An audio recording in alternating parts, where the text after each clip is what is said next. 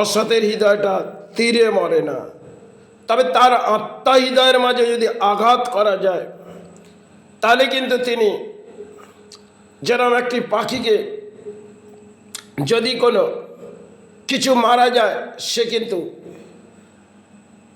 সে আঘাতকে মাটিতে লুটিয়ে পড়ে।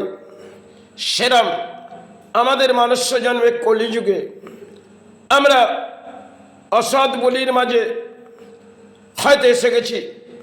আর এই কলিযুগের ব্রহ্মাণ্ডের একটা খেলা, সেখানে অসৎ কর্মটাকে আমরা সৎ কর্ম ভেবে করে বসি। তাই সেই হৃদয়টাকে মারার মধ্যে তীরের প্রয়োজন নয়, কারণ যখন অসতের ব্যাখ্যা এই জবানের মধ্যে হচ্ছে, তাহলে এই জবান দিয়ে সতের ব্যাখ্যা দিয়ে হয়তো একটি তীরের মতন আঘাত দেওয়া যেতে পারে। তাহলে তীরের আঘাত তার শারীরিক দেহই লাগে, আর অসৎ বলির আঘাতটা সেটা হচ্ছে সমাজে চলে, কিন্তু সৎ বলিটা সমাজ নেয় না। তাহলে সেটা সেই সমাজকে আঘাত করার জন্য অসৎ বলিকে উড়িয়ে দিতে হবে। হয়তো কিছুটা দুরবস্থা থাকবে, কারণ দুরবস্থা সেটাকে মেনে নিয়ে লড়াই করে যেতে হবে।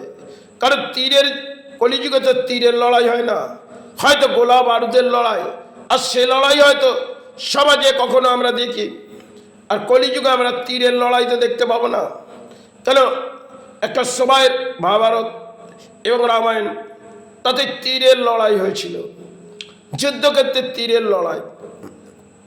আজকে যুদ্ধক্ষেত্রে দেখা যাবে গোলা বারুদের লড়াই, আর তাতে অহংকারের লড়াই।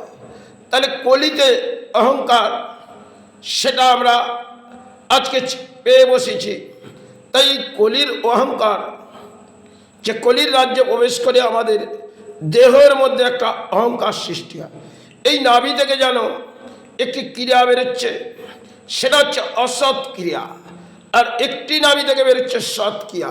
তাহলে যখন সৎ ক্রিয়া বেরোচ্ছে, সেটা কিন্তু বহু অসৎ কর্মের বলিটাকে যে সমাজ আবড়াচ্ছে, সেটাকে তীরের মতন লড়াই করে এই অসতের বলিগুলোকে ভেঙে দিতে হবে।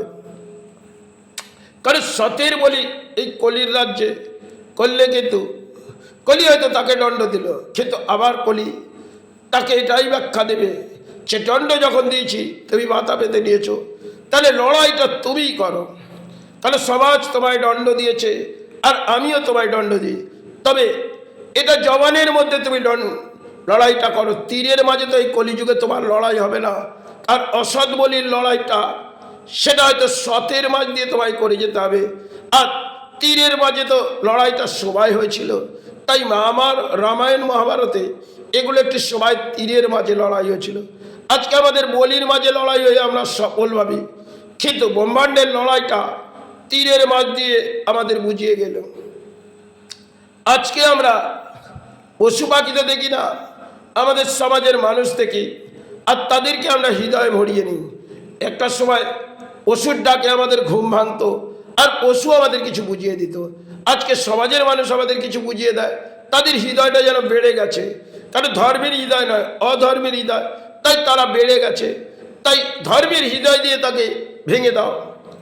এতে হয়তো সমাজ নাও মেনে নিতে পারে, কারণ সমাজের যা দুরবস্থা সেটা তো সমাজ বোঝে। কেন? সমাজে একটা জিনিস, বর্তমান সময় যেটা চলছে, সেটা একটা আবেগ, আর এই আবেগগুলো ভেঙে দাও। সেটা হচ্ছে সৎ ব্যাখ্যা, এই সমাজ নেবে না। তবে অসৎ ব্যাখ্যা যদি নেয়, সেই আবেগটাকে চালাও।